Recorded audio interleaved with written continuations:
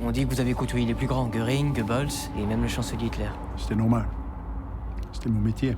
En 1945, alors que l'Europe sort de la Seconde Guerre mondiale, Heinrich Zweigart, diplomate suisse basé à Berlin, rentre au pays. Entre film historique et thriller psychologique, Laurent Nègre dépeint dans A Forgotten Man une Suisse au rôle trouble qui se demande si elle se placera du côté des perdants ou des gagnants de la guerre. La Suisse a ce rôle très particulier à cette époque-là,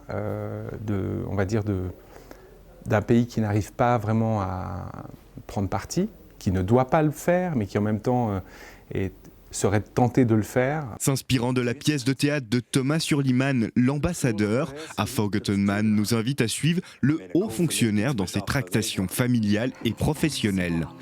Avec d'un côté les ambitions politiques désavouées par le Conseil fédéral et de l'autre le spectre de ce qu'il a fait ou n'a pas fait lors de son mandat berlinois. Cet homme qui au départ revient triomphant en se disant « le futur m'appelle, j'ai un destin », peu à peu il est de plus en plus seul. C'est-à-dire que c'est la terre qui se délite sous ses pas et au final il est très très isolé. Et pour faire vivre cet isolement, c'était important aussi d'avoir des membres de sa famille autour de lui et de comprendre que peu à peu, chacun le lâche, mais pour des raisons différentes. Vous vous êtes servi de ma fille pour m'atteindre, c'est ça? Je n'ai rien dit sur Maurice. Au cœur de l'intrigue, Maurice Bavo, jeune séminariste originaire de Neuchâtel qui a tenté d'assassiner Hitler avant de se voir condamné. Un personnage bien réel qui dans le film aurait pu être sauvé par le personnage principal Zweigart.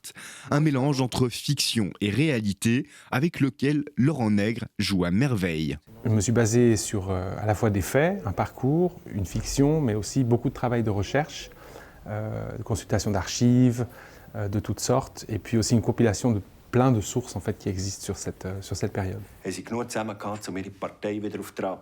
Les dialogues renforcent cette authenticité. Les personnages s'expriment en suisse-allemand, en français ou en anglais selon le contexte, apportant des nuances et différentes facettes aux personnages. C'est pas n'importe quel personnage qui peut switcher dans une même conversation d'une langue à l'autre avec aisance.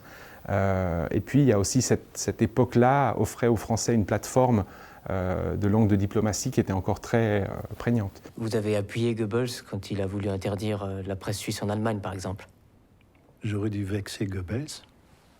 Le film a été tourné en noir et blanc, un choix esthétique qui évoque le passé, mais pas seulement. C'était aussi de rendre la complexité de son caractère au personnage, c'est-à-dire que plutôt qu'un noir et blanc simple, c'est comme travailler une gamme de gris, tout en nuances, avec un personnage qui est vraiment pas manichéen, beaucoup plus complexe, et toutes ses émotions et son comportement sont répartis dans cette gamme de gris en fait.